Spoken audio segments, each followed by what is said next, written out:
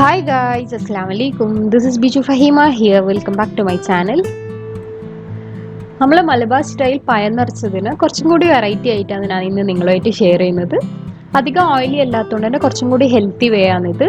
ആ ഒരു caramel സോസിൽ coat ചെയ്തെടുക്കുന്നതുകൊണ്ട് തന്നെ ഇതിന് വേറെ തന്നെ ഒരു ടേസ്റ്റ് ആണ്. അപ്പോൾ ഈ ഒരു വേയിൽ ഇതുവരെ ട്രൈ ചെയ്യാത്ത എല്ലാവരും ഇതൊന്ന് ട്രൈ ചെയ്ത് നോക്കണം. അപ്പോൾ നമുക്ക് വീഡിയോയിലേക്ക് പോവാം. ആദ്യം തന്നെ സ്റ്റഫിങ് റെഡിയാക്കി എടുക്കാം. അതിനുവേണ്ടി ഒരു പാനിലേക്ക് ഒരു ജാഗിരി ചെറിയ കഷ്ണങ്ങളാക്കി ഇട്ട് കൊടുക്കുന്നുണ്ട്. ഇതുപോലെ ചെറിയ കഷ്ണങ്ങളാക്കി ഇട്ടാൽ പെട്ടെന്ന് മെൽട്ടായി കിട്ടും.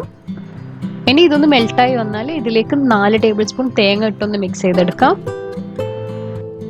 ആ ഒരു തേങ്ങയും ജാഗിരിയും നന്നായിട്ട് മിക്സ് ആയാൽ ഇതിലേക്ക് കുറച്ച് കാഷ്യൂസ് ആഡ് ചെയ്യാം. അപ്പോൾ സ്റ്റഫിങ് ഇവിടെ റെഡി ആയിട്ടുണ്ട്. സ്റ്റഫിങ് ഒന്ന് ചൂടാറിയാൽ നേന്ത്രപ്പഴത്തിലേക്ക് സ്റ്റഫ് ചെയ്തെടുക്കാം. ഞാനിവിടെ 5 നേന്ത്രപ്പഴമാണ് എടുത്തിട്ടുള്ളത്. ഓരോ പഴത്തിലും ഇതുപോലെ 3 സ്ലിറ്റ് ഇട്ടിട്ട് കുറച്ച് കുറച്ചായിട്ട് വേണം സ്റ്റഫ് ചെയ്തെടുക്കാൻ.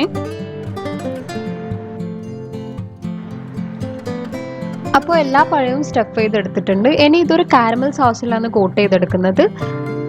അതിനുവേണ്ടി ഒരു പാനിലേക്ക് 2 ടീസ്പൂൺ ഗീ ഇട്ട് കൊടുക്കാം.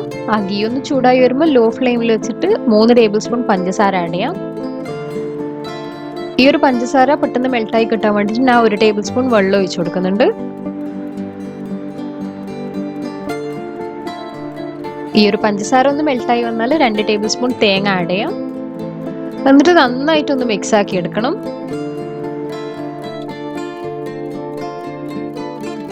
തേങ്ങയും പഞ്ചസാരയും ഈ ഒരു ബ്രൗൺ കളർ ആയാൽ 1/4 കപ്പ് വെള്ളം ഒഴിച്ച് നന്നായിട്ടൊന്ന് മിക്സ് ആക്കി എടുക്കാം.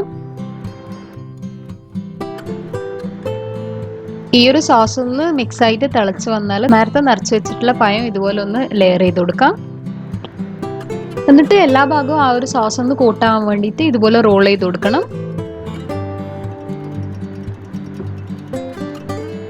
പഴത്തിലേക്ക് ഈ ഒരു സോസ് ഒന്ന് കോട്ടായി വരുമ്പോൾ ഇത് നല്ല ജ്യൂസി ആയിട്ടുണ്ടാവും. അപ്പോൾ സോസ് നന്നായിട്ട് കുറുകി വന്ന് കംപ്ലീറ്റ് ആയിട്ട് കോട്ടായിട്ടുണ്ട്. ഇനി ഫ്ലെയിം ഓഫ് ചെയ്യാം. സാധാരണ ഉണ്ടാക്കുന്ന പഴം നിറച്ച ഡീപ് ഫ്രൈഡ് ആയതുകൊണ്ട് തന്നെ അത് പെട്ടെന്ന് തിന്നാലും മടുക്കും. പക്ഷെ ഇത് എത്ര തിന്നാലും മടുക്കൂല. ഇതിൻ്റെ ശരിയായ ടേസ്റ്റ് ശരിക്കും പറഞ്ഞാൽ പറഞ്ഞറിയിക്കാൻ പറ്റില്ല, അത്രയും ഭയങ്കര ടേസ്റ്റാണ്. അപ്പോൾ എല്ലാവരും ഇതൊന്ന് ട്രൈ ചെയ്ത് നോക്കണം. ഈ ഒരു റെസിപ്പി ഇഷ്ടമായി എന്ന് വിചാരിക്കുന്നു. ഇഷ്ടമായെങ്കിൽ ലൈക്ക് ചെയ്യണം. എന്തായാലും ട്രൈ ചെയ്ത് ഫീഡ്ബാക്ക് താഴെ കമൻറ്റ് ബോക്സിലോ അല്ലെങ്കിൽ എൻ്റെ ഇൻസ്റ്റാഗ്രാം ID ഡിസ്ക്രിപ്ഷൻ ബോക്സിൽ കൊടുക്കുന്നുണ്ട്, അതിലോ മെസ്സേജ് ചെയ്യണം. ഈ ഒരു ചാനൽ ആദ്യമായിട്ട് കാണുന്നതാണെങ്കിൽ എപ്പോഴും പറയുന്ന പോലെ സബ്സ്ക്രൈബ് ചെയ്യാൻ മറക്കണ്ട. എൻ്റെ റെസിപ്പീസ് എല്ലാം ഇഷ്ടമാകുന്നുണ്ടെങ്കിൽ നിങ്ങളുടെ ഫ്രണ്ട്സിനും ഫാമിലിക്കും ഷെയർ ചെയ്യണം. ഇൻഷാ അല്ലാഹ് അടുത്ത വീഡിയോ ആയിട്ട് വരുന്നത് വരെ കീപ്പ് വാച്ചിങ്. Thank you.